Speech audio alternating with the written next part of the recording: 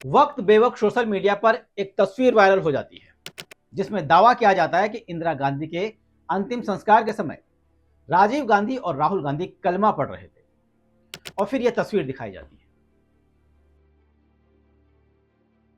फिर कुछ टाइम बाद सोशल मीडिया पर प्रियंका गांधी और रॉबर्ट वाड्रा की शादी की यह तस्वीर दिखा दी जाती है और कहा जाता है कि उनकी शादी किसी मौलवी ने कराई थी। और फिर कांग्रेस मुख्यालय में राहुल गांधी के पीछे मुगल बादशाह बाबर की तस्वीर लगी ये फोटो भी वायरल कर दी जाती है और कहा जाता है कि ये हैं असली हिंदू। इन वायरल तस्वीरों को देखकर आपका भी खून खौल उठता होगा। फिर आप सोचते होंगे ये कैसे लोग हैं जो हमारे देश को चला रहे हैं, जिसका बदला आप डायरेक्ट तो ले नहीं सकते। तो इसका बदला लेने के लिए आप या तो इन पोस्ट को फॉरवर्ड कर करके अपनी भड़ास निकालते हो या फिर चुनाव में इनका विरोध करके इनके खिलाफ वोट डालते हो।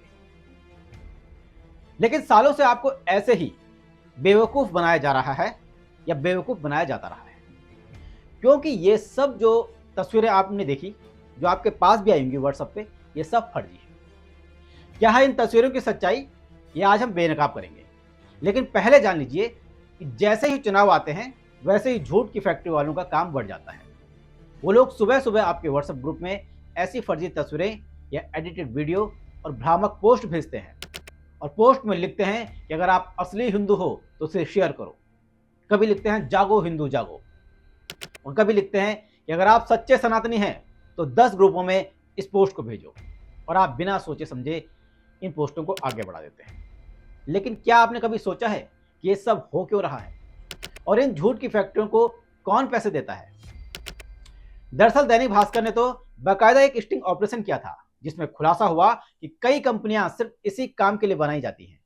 उन्हें करोड़ों रुपए मिलते हैं ताकि वो सोशल मीडिया पर फर्जी खबरें चलाकर लोगों की सोच बदलें, एक नैरेटिव बदलें और चुनाव में उसका फायदा किसी एक व्यक्ति विशेष या व्यक्ति पार्टी को दिया जाए। और अब तो बिहार का चुनाव भी आ रहा है, तो इन फेक न्यूज वालों का काम बहुत बढ़ गया है, क्योंकि इनको बहुत काम जो मिल गया है। अब आप झूठी और फर्जी खबरों से घिरने वाले हो, तो आज हम पहले उन वायरल झूठ की कहानी को बता दें जिससे आप घिरे हो। पहली तस्वीर जो हमने आपको दिखाई, जिसमें लिखा गया कि बड़ी मुश्किल से ये फोटो मिली है, इंदिरा गांधी की लाश के सामने राहुल और राजीव गांधी कलमा पढ़ रहे हैं, फिर भी लोग इन्हें हिंदू समझते हैं। कई बेवकूफ लोग तो आसानी से इन तस्वीरों को सच मान लेते हैं, लेकिन सच्चाई ये है कि ये तस्वीर इंदिरा गांधी की नहीं है। उनका अंतिम संस्कार तो हिंदू रीति रिवाज के साथ हुआ था।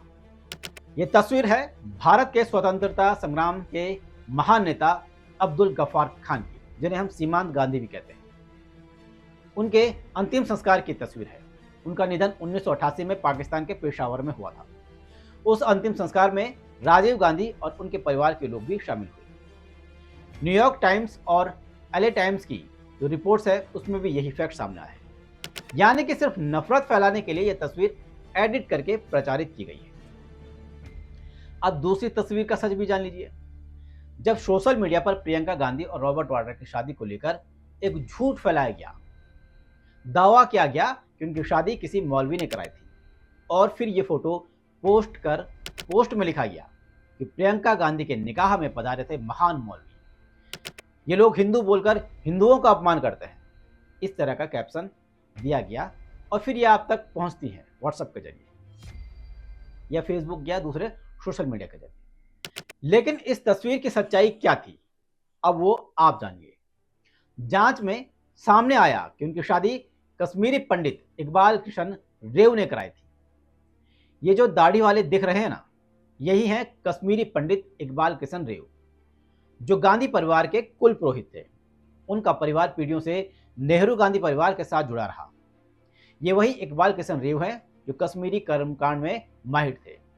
उन्होंने अपने यजमानों के लिए हिंदू विधि विधान के अनुसार शादी संपन्न कराई थी।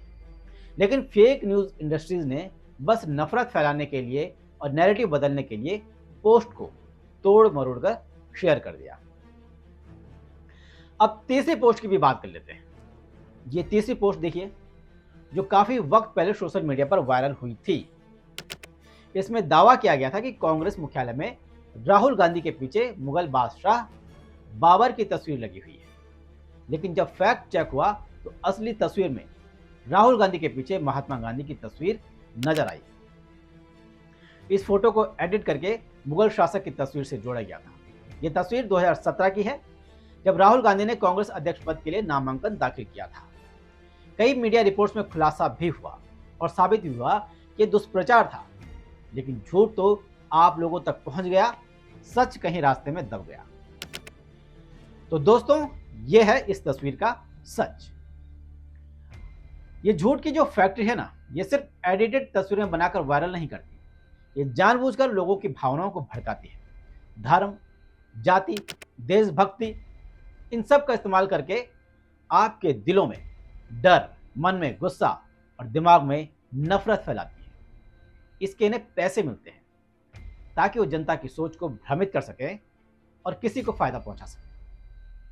अब आप खुद सोचिए, किसी तस्वीर को देखकर अगर आप बिना जांचे परखे उसे शेयर करते हैं तो आप भी तो उस झूठ का हिस्सा बन जाते हैं। क्या हमें ऐसा करना चाहिए?